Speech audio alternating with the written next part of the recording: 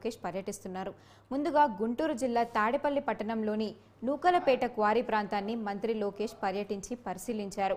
ముంపుకు గురైన ఇళ్లను పరిశీలించిన మంత్రి లోకేష్ బాధితులతో మాట్లాడి వివరాలను అడిగి తెలుసుకున్నారు. నీటిని వీలైనంత త్వరగా బయటకు తోడేందుకు చేసిన ఏర్పాట్ల గురించి మంత్రి లోకేష్ అధికారులను అడిగి తెలుసుకున్నారు. ప్రభుత్వం నుండి అందుతున్న సాయం, ప్రస్తుతం ఉన్న ఇబ్బందుల గురించి బాధితులను అడిగి తెలుసుకున్నారు. గడిచిన 2 రోజులుగా భారీ వర్షం వల్ల తాము ఎదుర్కొన్న ఇబ్బందులను లోకేష్ దృష్టికి తీసుకువచ్చారు బాధితులు.